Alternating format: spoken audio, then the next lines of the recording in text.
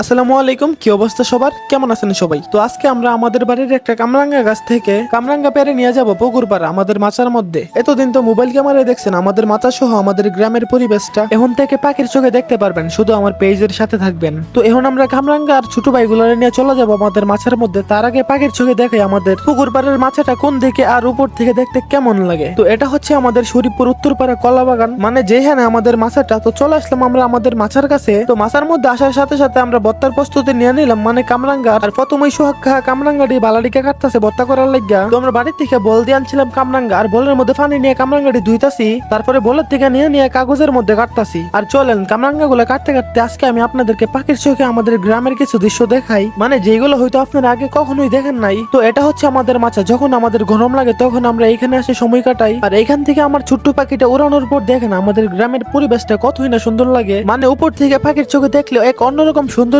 ফুটে ওঠে। তো এগুলো হচ্ছে আমাদের শরীফপুর উত্তর পাড়ার পাখির চোখের কিছু গ্রাম বাংলার দৃশ্য। তো আপনাদের কাছে এই দৃশ্যগুলো কেমন লাগছে অবশ্যই কমেন্ট করে জানাবেন কমেন্ট বক্সে। তো চলেন এখন আমরা দেখি কামরাঙ্গা গুলো কাটা কত দূর হয়েছে। আলহামদুলিল্লাহ সবগুলো কামরাঙ্গা কাটা শেষ, এখন শুধু লবণ মরিচার কাসুন্দি দিয়ে মাখার পালা। তো এইদিকে নীরবে আর সোহাগ কামরাঙ্গা গুলো ভর্তা করার দায়িত্ব নিছে, আর তারা ভর্তা করতেছে, মানে কামরাঙ্গা গুলো ভালোভাবে কাটার পর কাসুন্দি লবণ মরিচ দিয়ে ভালোভাবে মাখবো, মানে মাখতাছে। তো এইরকম কামরাঙ্গা ভর্তা আপনারা কে কে খাইছেন অবশ্যই কমেন্ট বক্সে জানাবেন। আর না খাইলেও সমস্যা নাই, আমাদের মাছের মধ্যে চলে আসেন, আপনারাও খাইতে পারবেন। তো কামরাঙ্গা গুলো লবণ মরিচ এবং কাসুন্দি দিয়ে ভালোভাবে মাখার পর সবাই খাইতাছে, আর যারা এই ভিডিওটা দেখতাছে হেরার মুখ দিয়ে লুল বায়ে বায়ে পড়তাছে। সরি আপনাদের সাথে মজা করলাম, কেউ সিরিয়াসলি নেবেন না। আর ভর্তাটা অনেক স্বাদ হয়েছে, আপনারা না খাইলে বুঝতেই পারবেন না। আর ছোট ভাই গুলো অনেক খুশি, কারণ তারা আমাদের সাথে কামরাঙ্গা ভর্তা খাইতে পারতাছে। আর ভর্তা এমন একটা জিনিস, সেটা আমি লবণ মরিচ ছাড়াও মজা লাগে যদি সবাই হয় একসাথে। কথাটা কি লিখে কইলাম, আজকে আমরা ভর্তার মেয়েদের কামাঙ্গার তুলনায় লবণ মরিচ আর কাসুন্দি কম হয়ে গেছে গা। তারপরেও আমাদের কাছে মজা লাগতেছে, কারণ আমরা সবাই মিলে খাইতাছি একসাথে। পুকুর পাড়ে আমাদের মাঝে প্রকৃতির মাঝে আর খোলা আকাশের নিচে। আর মাঝে মাঝে এই ধরনের মুহূর্ত আসলেই সুন্দর, প্রকৃতির মাঝে খোলা আকাশের নিচে যখনই ছোট ভাইগুলো